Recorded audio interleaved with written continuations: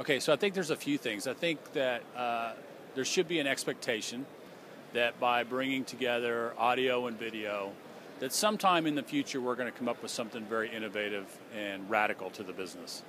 And it's going to take a while, but I think that the technology that AMX brings us on the audio side and the technology that Harman brings AMX on the video side is going to really play out well over the long term.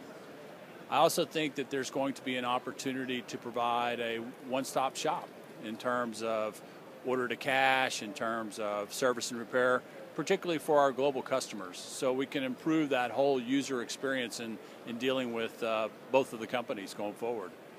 I also think that you're going to see an opportunity with cross-selling and selling more audio into the IT space and selling more video into the pro audio space. So I think that, over the long term, we're going to see a lot of advantages for the contractors. Well, we talked a little bit about, how these opportunities would come into play, and I made a comment that I met a dealer this morning that was a big AMX dealer and had won a large job, and none of the audio was Harman. And I asked him afterwards, I said, why did you not use Harman? And his response was, you guys just don't call on us. And I think that goes to the case that there are multiple channels here that we serve. We do not serve this IT channel that AMX does so well in, and I think that a lot of the IT customers, once they understand what Harman can provide on the audio side, it's going to be an easy sell. Well, I think ultimately the right thing that we always look at is people finding the right solutions for the right problems, right?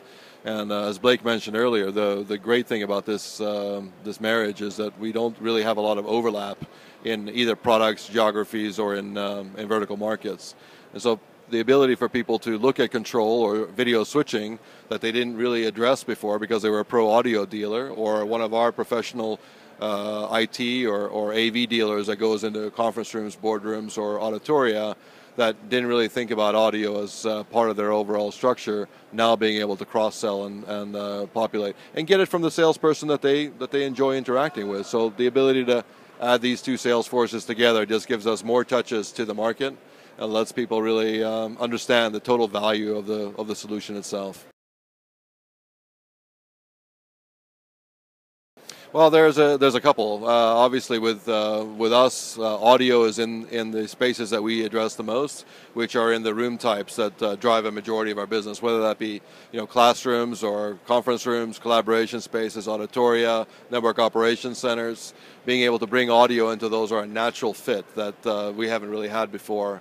And I think the other element is just geographies, being able to go after geographies that we haven't had great strength in the past, like the BRIC countries, Brazil, Russia, India, and China, where we have presence, but we can expand it. But even into our mature markets like the US, Europe, and Australia, where we have great presence, but so does Harman.